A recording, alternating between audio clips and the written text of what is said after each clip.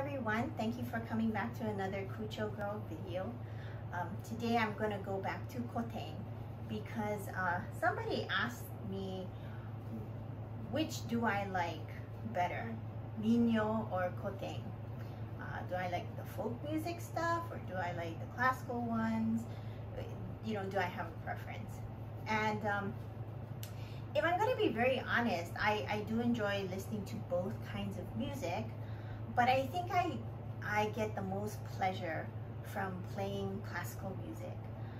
I did start with classical music and then I eventually wanted to learn more music, more songs, and of course for the purposes of Kucho, I thought it was going to be beneficial to me to make sure that I could play both classical as well as minyo or folk song proficiently, especially because for jikata or providing music for dancers for that purpose, I knew I would have to be able to play koten and I would have to be able to play folk songs. I'd also have to be able to play fast songs like Kanayo Amaka, and you know, also if necessary, play Kucho while accompanying kachashi. So I got to the point where I just thought it would be good to learn anything, to learn as much as I can. But when it really boils down to where do I derive the most pleasure, it really is with koten. And I think it's because I enjoy the challenge that koten provides. Minyo obviously has its own technicalities and it does provide a challenge to all performers because of the different types of music, the differing speeds, you know, different tunings. But for me, I really like the challenge of being able to sing koten and being able to execute the technicality, the vocal technicalities of classical music. And that might be a little bit difficult to understand unless you look at the music. So I wanted to show you what koten music looks like. Okay, so this is the, whoa, excuse me. This, okay, just ignore that, okay. This is the music for classical music. This is the book that I use. This is the Nomura Ryu style of music. And this is what a song looks like. You know, this is what the music sheet looks like.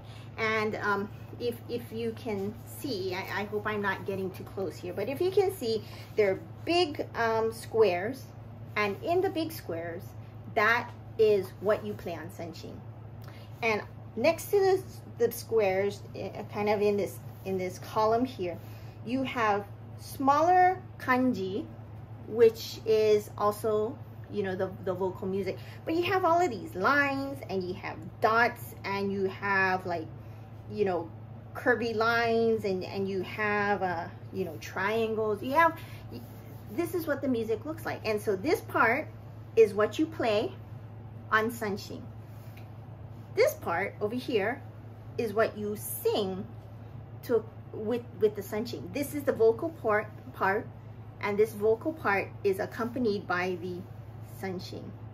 And you know, it's the challenge is to be able to sing and play at the same time. And when you look at classical music, the vocal line very rarely matches the sanshin melody. So it really is a challenge to play sanshin and to proficiently sing the vocal line because they don't match. Oftentimes they don't match. Just to kind of give you maybe a better up-close view of what some of these markings are. These are the markings that are used in the music. And so you have this red dot, which is agijin. You have this black dot, which is sagijin. You have this kind of carrot looking thing, it's a chevron, and this is called kaki. You have a double chevron, which is ufu kaki. So all of these little marks mean something. This dot, dot, dot, dot, dot. That's like a slide. All of these things mean something. These are all technical, you know, these are all techniques in the vocal line, and you know, these are things that you want to execute when you're singing. So I do like the challenge of classical. I do like the challenge of classical music, and I when playing kucho, I really enjoy the challenge of being able to differentiate in my playing, in my kucho playing. I enjoy being able to differentiate between how I accompany the vocal line and separating it from the sanshin line so that they are two very distinct melodies, and yet somehow with my kucho playing be able to bring those two melodies together.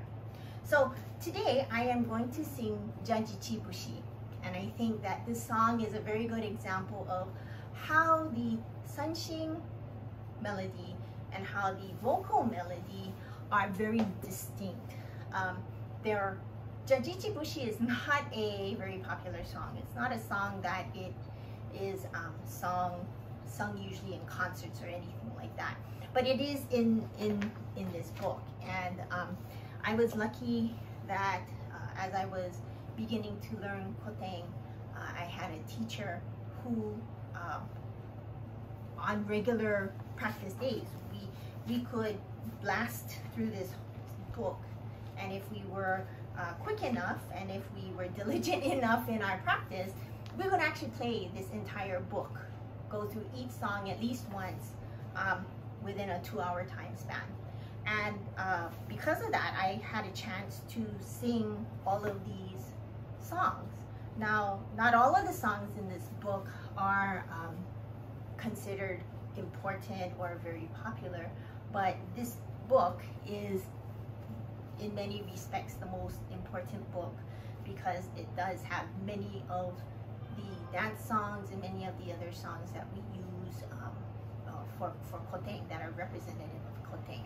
So Jajichi Bushi is in this book, and it's a very short song, but I really enjoy it because it's very challenging in terms of singing technique and being able to play the sanshin and yet be able to sing the vocal line effectively.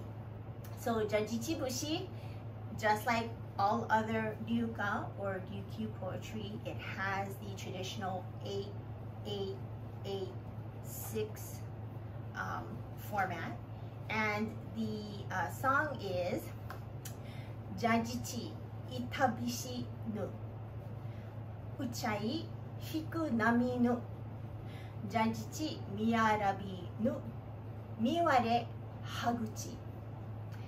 So basically, what the song, the meaning of the song is not really weighty or really, you know, what people would consider important or very deep or thoughtful. But the meaning of the song is basically that along the shores of Jajichi, the waves roll in and out. And, you know, for those of you who've seen ocean waves, when the wave crashes and flows into the shore, you have all these bubbles, right? You have the white bubbles that are at the head of the wave, and then when the wave pulls back, you kind of have the bubbles that spread out, and the bubbles disappear and they come back again as the wave rolls back in. And the beautiful white, they're very clean, beautiful light white bubbles that you can see at the head of that wave coming in are very white and pure and clean, just like the beautiful smiles of the women in Jajichi. They're beautiful white teeth smiles.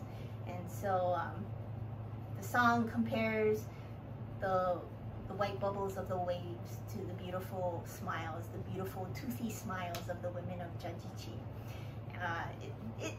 It's like I said, it's not weighty, not really deep meaning, but I do like the fact that even in classical music, you have poems that celebrate the beauty of the people, the beauty of the nature, and you know, it's something that you can enjoy. You know, it doesn't always have to be really heavy and deep, but yeah, even in classical, you can still celebrate just the normal things that we all should be appreciative of. So today I will sing and play Jajichi Bushi.